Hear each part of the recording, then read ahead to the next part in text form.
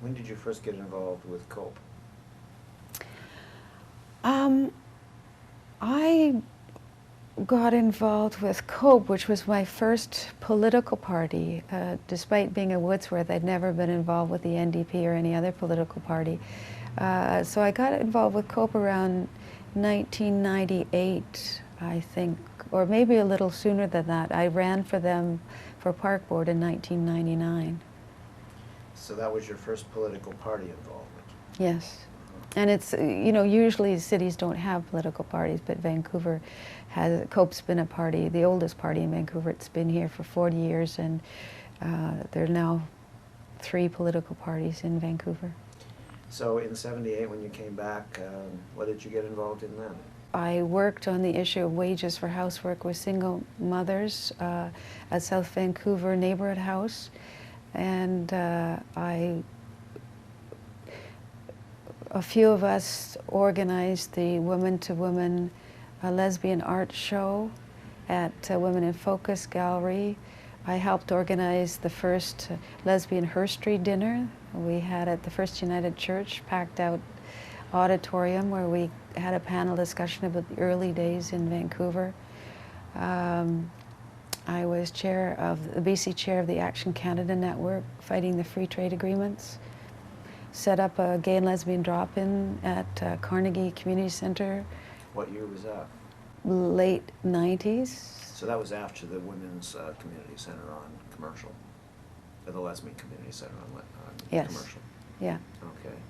I was very involved with the fight against the free trade agreement, and certainly wrote about the implications in Kinesis, and I did some articles and interviews for Angles and spoke on Co-op Radio, and tried to get Extra West interested in different issues from a different angle, which was not very successful in those days.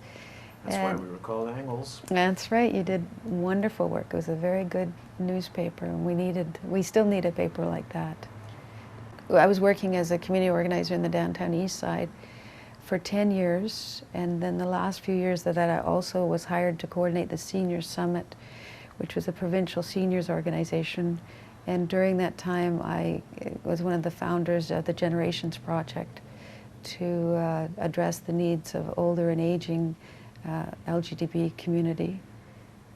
I was elected to City Council as an open lesbian in 2002, and was able to host a Pride celebration in the council chambers with leaders of the LGBTQ community, speaking out about what our history had been like and where we wanted to go from here.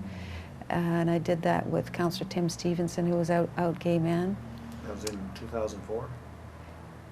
No, that was 2003. Oh, okay. And then 2004, we hosted Pride outside on the steps of City Hall and painted the steps the rainbow. And Tim married a couple there, and we kicked off the Pride. And then when our party split, I lost my seat. And then I worked on the World Peace Forum and made sure that that had a queer element to it. And then I was re-elected in 2008 and was able to get agreement from the other party that we set up an LGBTQ, a women's advisory, a seniors advisory, a multicultural advisory, and a disability advisory committee. So 5 new committees at City Hall.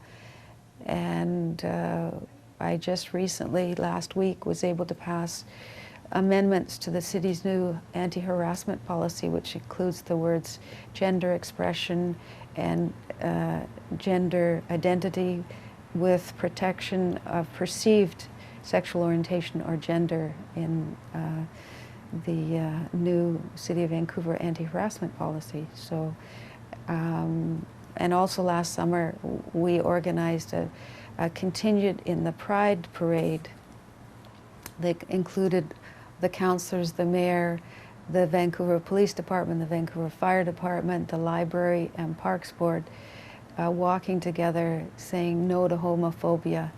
And we were all dressed in pink and had t-shirts and buttons and made a very powerful statement. I saw that. So that I was very pleased that I was able to use the power of our office to really advance our rights in this city. And we're just starting in the LGBTQ committee to work on the what we're planning for the 2010 summer. And as well, we're obviously supporting the setting up of the Pride House in Vancouver during the Olympics. You mentioned when our party split. You mean COPE split? When Vision left COPE. You want to talk about that at all?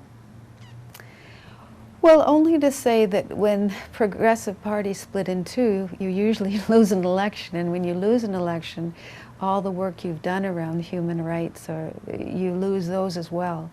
And so by losing that, even though Tim Stevenson did maintain his seats, he wasn't able to advance the queer agenda at all. He wasn't able to get the MPA Council to agree to host Pride or to have a significant presence in the Pride March or to bring forward new legislation. So when I was elected back on, we had a progressive majority.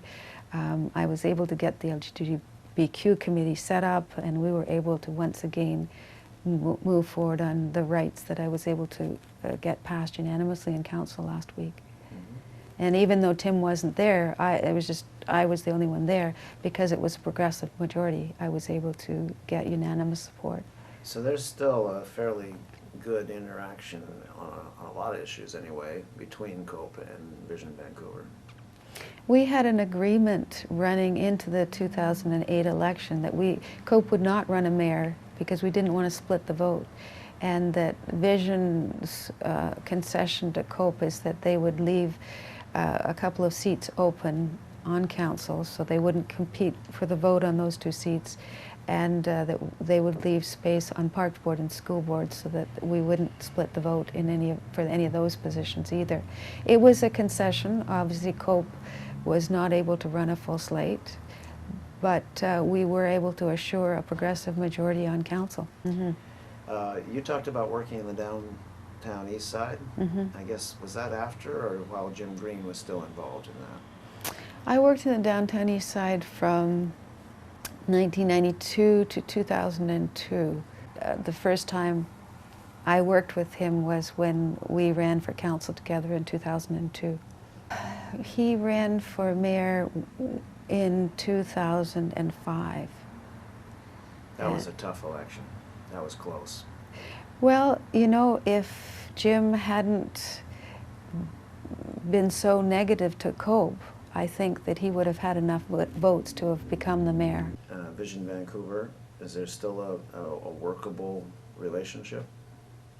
Yeah, we vote together on the majority of issues, as we did through the past two councils.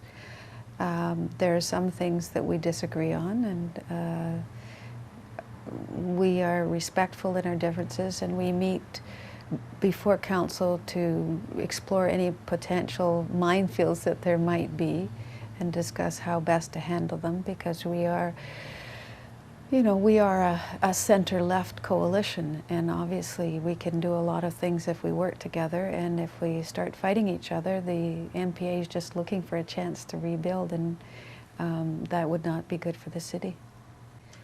You spoke earlier about issues of housing for gay, lesbian seniors. What's happening with that?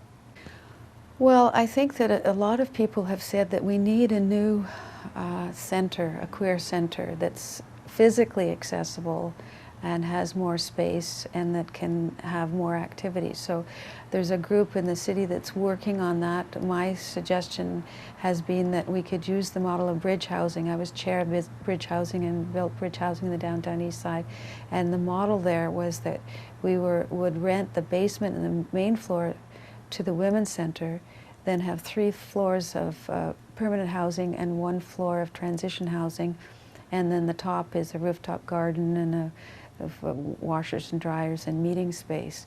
And I felt that if we set up a center with housing and above it, we could combine a number of things and make it economically feasible to build. So I'm hoping that as we proceed in the discussions, one of the contributors to to the advancement of this idea is a developer, so I think that that's possible.